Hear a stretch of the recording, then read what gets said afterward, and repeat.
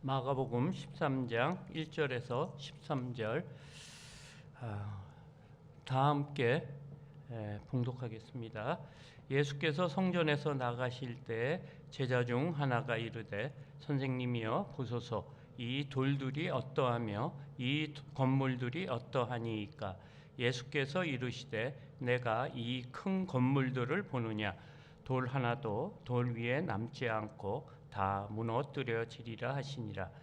예수께서 감난산에서 성전을 마주 대하여 앉으셨을 때 베드로와 야고보와 요한과 안드레가 조용히 묻되 우리에게 이르소서, 어느 때에 이런 일이 있겠사오며 이 모든 일이 이루어지려 할 때 무슨 징조가 있사오리까?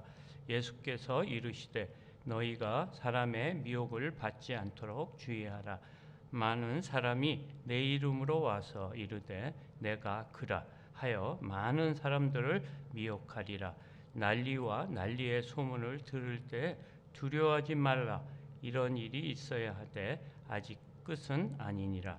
민족이 민족을, 나라가 나라를 대적하여 일어나겠고 곳곳에 지진이 있으며 기근이 있으리니 이는 재난의 시작이니라.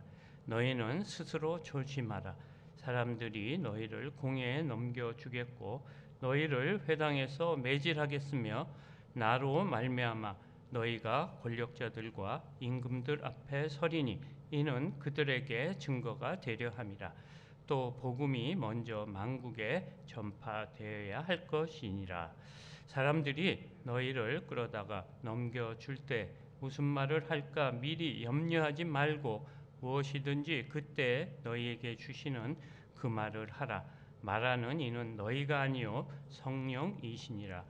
형제가 형제를, 아버지가 자식을 죽는 데 내어주며 자식들이 부모를 대적하여 죽게 하리라. 또 너희가 내 이름으로 말미암아 모든 사람에게 미움을 받을 것이나 끝까지 견디는 자는 구원을 받으리라. 아멘.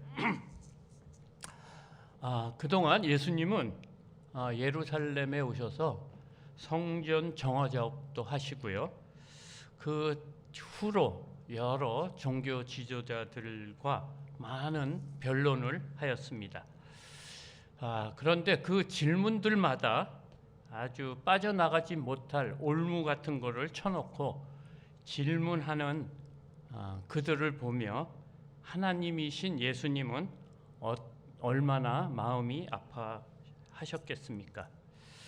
그들은 믿음의 본질도 모르고 여전히 자신들의 기독권을 챙기려고 교활한 계략을 쓰고 있으니 이런 경우가 최악의 경우가 아닌가 생각이 듭니다.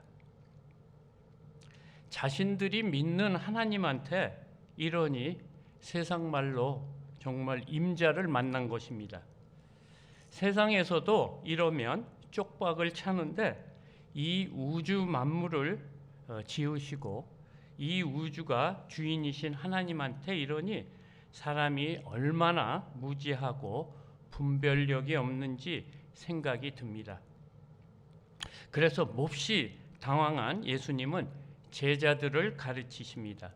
마가복음 12장 38절에서 40절입니다.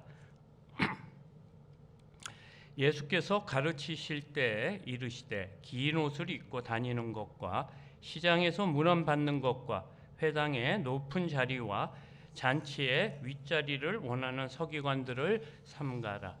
그들은 과부의 가산을 삼키며 외식으로 길게 기도하는 자니 그 받는 판결이 더욱 중하리라 하시니라. 아멘. 너희들은 긴 옷을 입고 사람이 많은 곳과 높은 자리를 찾아다니는 사람을 조심하라는 겁니다. 그들은 겉으로는 친절하고 웃으며 행동하지만 초라하고 가난한 약자들을 도울 생각은 안 하고 기도만 길게 한다는 것입니다. 그리고 어렵게 드린 헌금이 적다고 하는 분별력 없는 종교 지도자들의 악함을 가르치시며 성전을 나가시는데 제자 중 한 사람이 이런 말을 합니다. 1절입니다. 예수께서 성전에서 나가실 때 제자 중 하나가 이르되 선생님이여 보소서 이 돌들이 어떠하며 이 건물들이 어떠하니까. 아멘. 한 제자가 선생님이여 보소서 하는 겁니다. 마치 죽은 무화과 나무를 보고 말할 때처럼 선생님 이것 좀 보십시오. 와, 정말 놀랍고 자랑스럽지 않습니까? 이 엄청난 큰 돌로 지은 이 웅장한 건물이 대단하지 않냐는 말입니다. 로마 제국의 식민지로 살고 있는 우리에게는 이 성전이 우리의 체면이고 자부심이라는 것입니다. 요즘 같으면 대형 교회가 주는 유익을 보고 다니는 성도들과 같습니다. 여기서 왜 그런 큰 교회가 필요한지, 왜 그렇게 크게 짓고 또 잔장하는지 잘 모르겠지만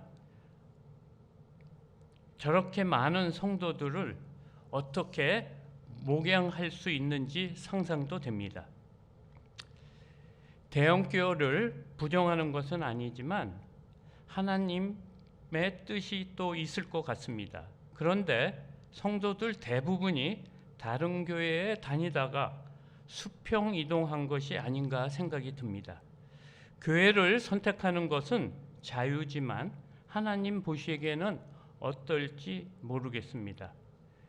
영혼 구원을 위해 세운 교회들이 성도들의 숫자로 힘을 과시하며 선거철이면 정치하는 사람들로 분주하고 서로의 피로를 채워주며 공생하고 있다면 예수님은 어떻게 하실까요? 헌금으로는 부동산을 매입하고 그 이익을 얻은 것이 마치 하나님의 축복이라고 한다면 예수님의 마음이 어떠하겠습니까? 2절입니다. 예수께서 이르시되 내가 이 큰 건물을 보느냐 돌 하나도 돌 위에 남지 않고 다 무너뜨려지리라 하시니라. 아멘. 예수님은 무슨 말을 하시고 있으십니까? 제자들을 안타까워하시며 너희들도 종교 지도자들처럼 보이는 건물의 마음을 뺏기느냐고 말하고 있습니다. 과부의 2렙돈으로 무엇이 큰지를 가르쳐 주었는데도 아직도 사람 숫자로 건물의 크기로 놀라고 있느냐는 것입니다. 아무리 말을 해도 알아듣지 못한다 하시며 정말 답답해 하는 것 같습니다. 그러시면서 예수님은 다시 가르치십니다. 너희들이 대단하게 생각하는 이 건물은 하나님 나라에서는 아무 소용이 없다는 것입니다. 그래서 돌 하나도 돌 위에 올려 있지 않을 정도로 무너질 것이라는 말씀을 하시며 제자들의 영적 분별력 없음을 지적하고 있습니다. 아무리 크고 멋진 건물이라도 겉을 보는 것이 아니라 속을 보신다는 겁니다. 종교 지도자들의 중심을 말하는 것입니다. 건물이 크고 멋있어서 부순다는 것이 아니고 성전의 본질이 사라졌기 때문이라고 합니다. 그렇다고 무조건 작고 초라한 것이 주님의 뜻이라는 의미가 아닙니다. 건물이 크고 작고 성도 수가 많고 적은 것을 보시는 것이 아니고 가난한 과부의 마음을 보시는 것처럼 우리의 중심을 보신다는 것입니다. 믿음의 본질을 말하는 것입니다. 왜 무너져야 합니까?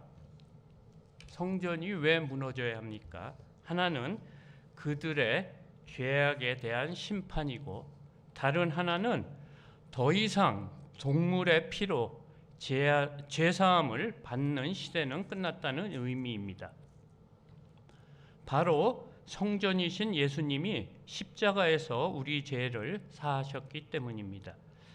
동물의 피가 더 이상은 필요 없다는 상징적인 사건이기도 합니다.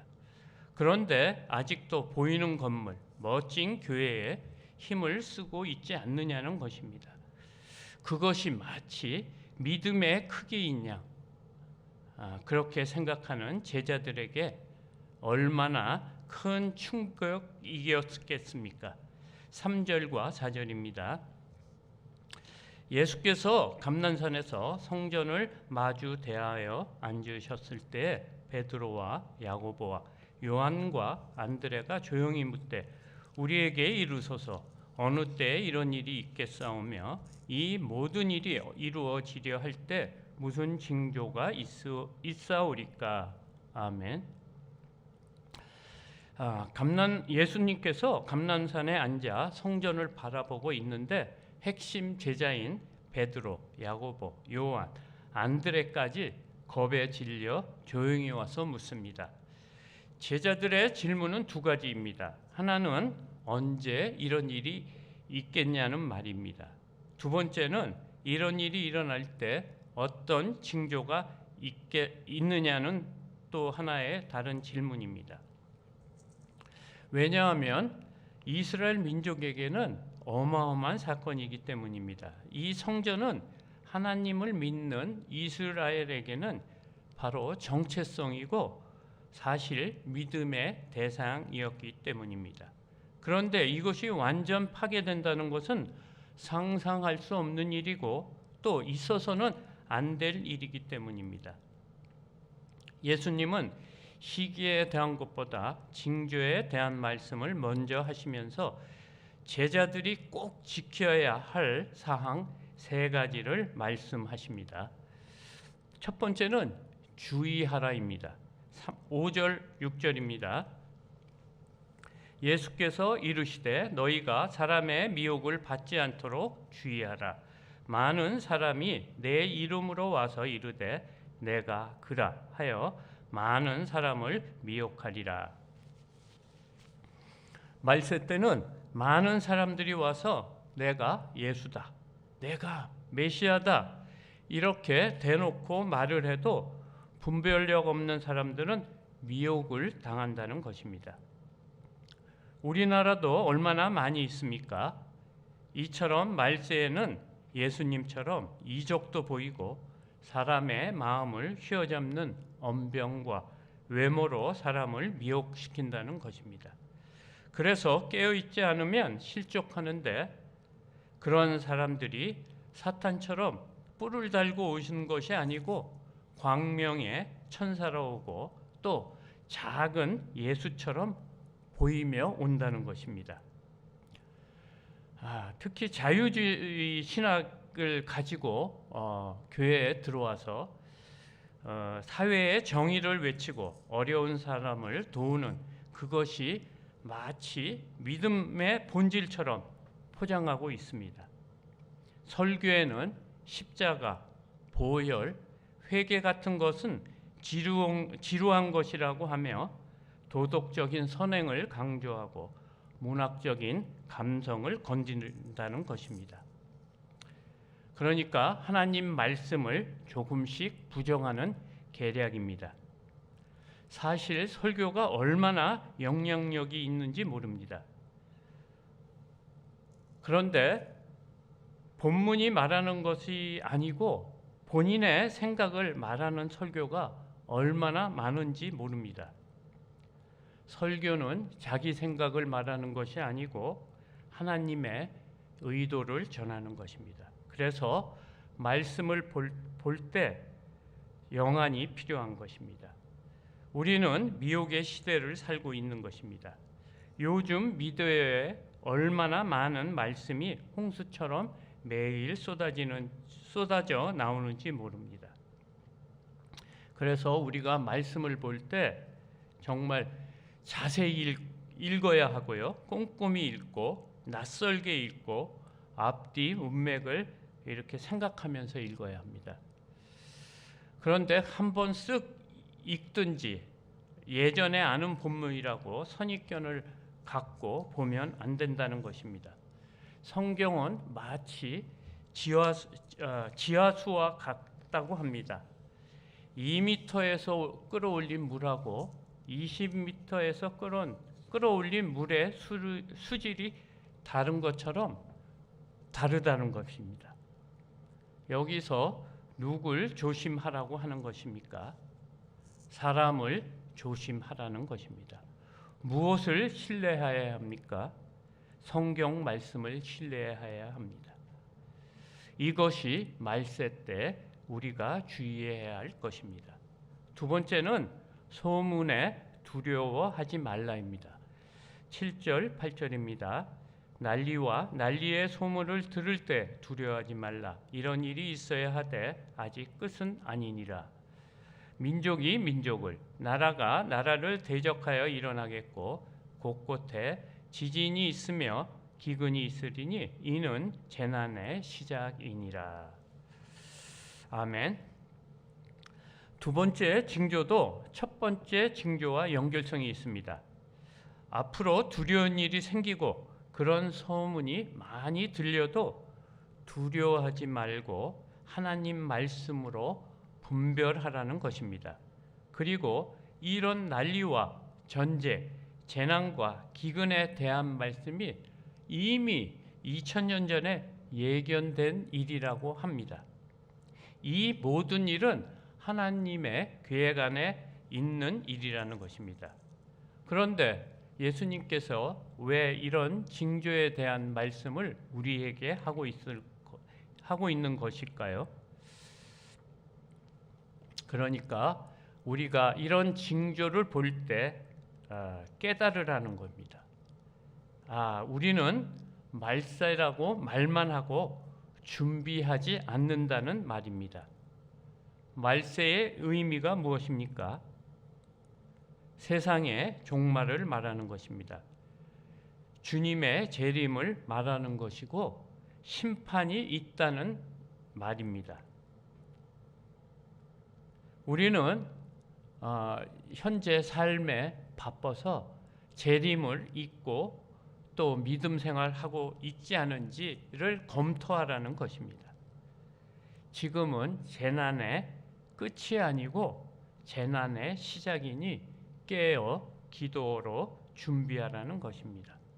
세 번째, 스스로 조심하라입니다. 9절에서 11절입니다. 너희는 스스로 조심하라. 사람들이 너희를 공회에 넘겨주겠고 너희를 회당에서 매질하겠으며 나로 말미암아 너희가 권력자들과 임금들 앞에 서리니 이는 그들에게 증거가 되려 함이라.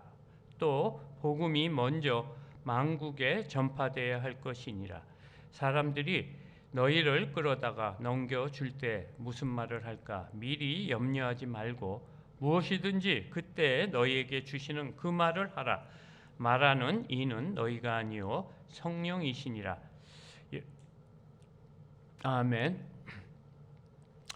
여기 스스로 조심하라는 이 말의 의미는 자신이 자기 자신을 지키는 보호자가 되어야 한다는 것입니다. 그러니까 첫 번째, 두 번째 세상의 종말에 대한 징조를 말했다고 하면 세 번째는 제자들의 종말을 말하는 것입니다. 그러니까 우리의 모든 믿는 자의 종말에 대해서 말하는 것입니다. 예수님은 지금 누구에게 말을 하고 있습니까? 바로 베드로, 요한, 야고보, 안드레에게 말씀하는 겁니다. 이들은 예수님이 제자를 부를 때 처음 부른 제자들입니다. 그런데 이들은 어떻게 자신의 마지막을 장식합니까? 이 모든 4명의 모든 제자들은 복음을 전하다가 예수님처럼 순교를 합니다. 전승에 의하면 베드로는 십자가에 거꾸로 달려 죽고요. 야고보는 목이 잘려 죽고 또 안드레는 X자 형틀에 순교한답니다. 요한만 한평생 밤모섬에 고통을 받다가 자연사합니다. 그리고 또 나머지 8명 제자들도 모두 순교를 합니다. 억지가 아닌 자원하는 마음으로 순교한다는 것입니다. 제자들은 믿음을 끝까지 지켰습니다. 어떻게 영적으로 둔한 제자들이 이런 어려운 고통을 감당할 수 있겠었습니까? 이런 모습의 본을 보여준 분이 누구이십니까? 바로 예수님입니다. 예수님은 공회에 넘겨지고 회당에서 채찍질 당하고 대제사장과 빌라도와 헤롯 왕 앞에 세워지고 성령이 시키는 대로 순종하며 마침내 십자가에 달려 돌아가셨습니다. 고린도 전서 10장 13절에는 우리에게 감당할 시험밖에 주시지 않고 시험당할 즈음 피할 길을 주신다고 하셨습니다. 제자들이 스스로 감당한 것이 아니고 성령님이 도와주신 것입니다. 왜 성령님께서 도와주시는 이유가 무엇입니까? 나로 말미암 때문입니다. 예수를 믿는다는 이유로 세상에서 권력자와 임금 앞에 세워질 것이고 그들에게 예수를 증거하기 위해서라고 합니다. 제자들이라고 하는 증거는 복음 전파이고 예수의 증인이 되는 것입니다. 우리도 예수님의 제자입니다. 말세를 말씀하신 이유가 무엇이겠습니까? 끝까지 견디라는 말입니다. 12절과 13절입니다. 형제가 형제를, 아버지가 자식을 죽는 데 내어주며 자식들이 부모를 대적하여 죽게 하리라. 또 너희가 내 이름으로 말미암아 모든 사람에게 미움을 받을 것이나 끝까지 견디는 자는 구원을 받으리라. 아멘. 말세의 징조에 아주 어려운 점입니다. 이것은 주님 때문에 제일 가까운 가족들과 이렇게 관계가 깨진다는 말입니다. 매스컴에 이렇게 가끔씩 이렇게 보면 가족들이 깨지는 그런 모습을 보아도 마음이 아픈데 주님을 믿는다는 이유로 가정이 깨어지고 서로 죽음에 내어주는 이렇게 엄청난 어려움을 우리가 겪는다는 말입니다. 그리고 우리는 교회 공동체가 있습니다. 우리 교회 안에 믿음의 형제가 있고 자매도 있습니다. 그런데 우리가 말씀 앞에 바로 서지 않으면 이렇게 이 공동체도 깨질 수 있다는 것입니다. 그래서 우리가 각자 말씀 앞에 자신을 매일 돌아봐야 한다는 것입니다. 말세는 미혹하는 것이 많아 어느 누구도 자신의 믿음을 지켜주지 못한다는 것입니다. 요즘은 인권이라는 탈을 쓰고 교회 안으로 들어와 하나님의 법칙을 깨고 있습니다. 세상은 서로를 불신하게 만들고 점점 자기 사랑에 빠져 온 종일 핸드폰만 바라보며 짐승처럼 변해가고 있습니다. 요즘 코로나로 교회들이 어려움을 겪고 있습니다. 그러나 끝까지 견디는 자만이 구원을 받는다고 합니다. 예수님의 제자들처럼 믿음을 끝까지 지키라고 합니다. 말씀을 마무리하고자 합니다. 오늘 말씀은 사실 피하는 본문 중에 하나입니다. 왜냐하면 말세에 대한 내용이고 또 이런 징조들을 이용해서 이미 이단들이 사람들을 미혹시키고 있기 때문입니다.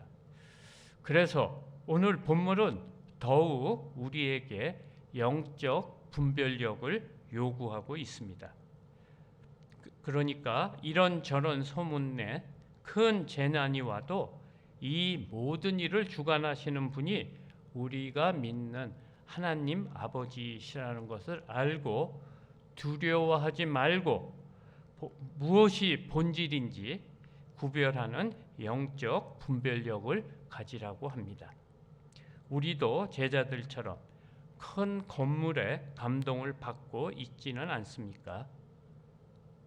보이는 건물이 본질입니까?